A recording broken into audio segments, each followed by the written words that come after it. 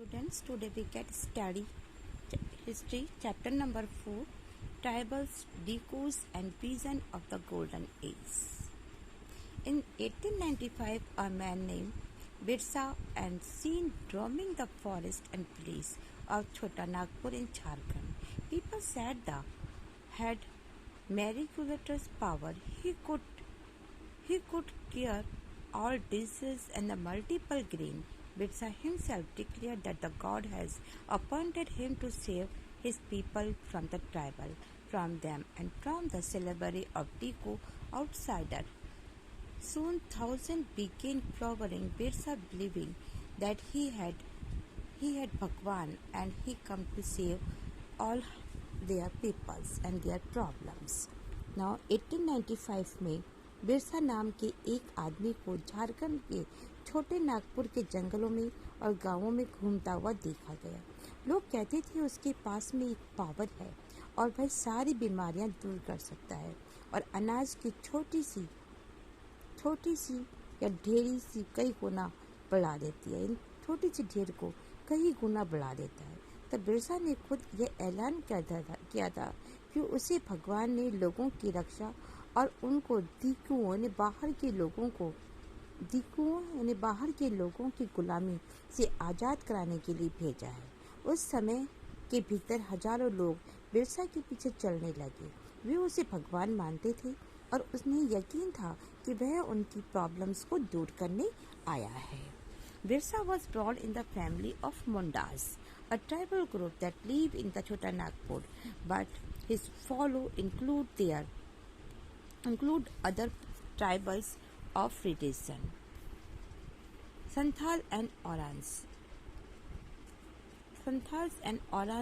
All of them in the different waves were unhappy with the change they were experiencing and the problem they were facing under British rules. Their family ways of life seemed to be disappearing.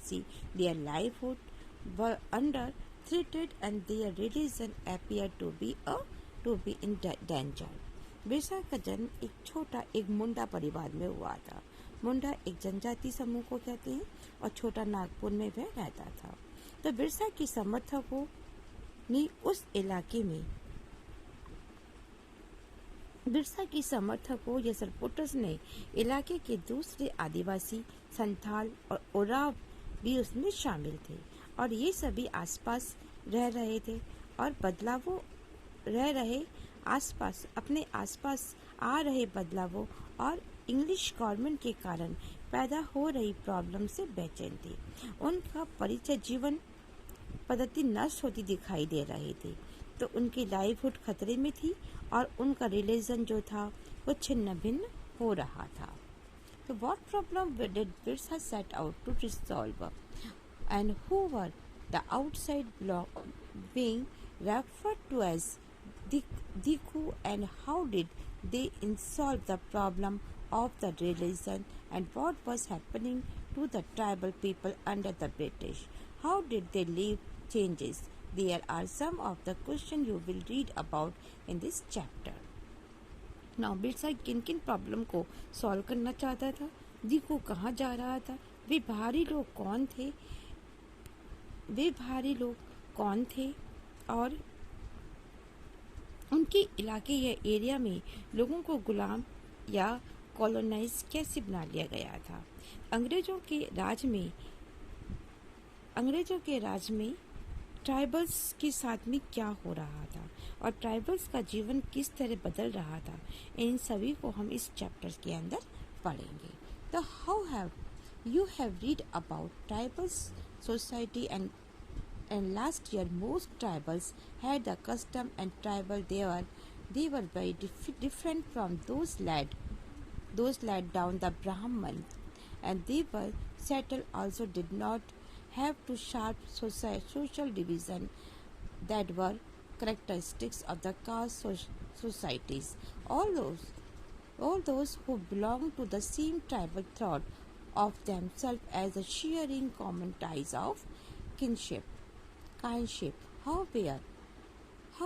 However, this did not mean that they were not that they were on the social and economy different within the tribes.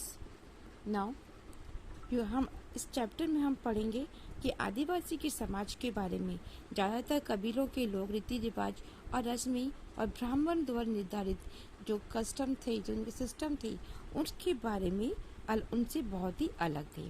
और इस समाज में ऐसे गहरे social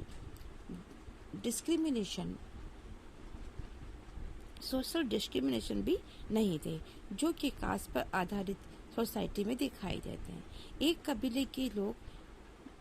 कबीले के बहुत सारे लोग कुटुंब या बंधनों में बंधे रहते हैं, लेकिन इसका मतलब ये नहीं है कि ट्राइबल्स के बीच में कोई इकोनॉमी या सोशल डिफरेंस नहीं होता है।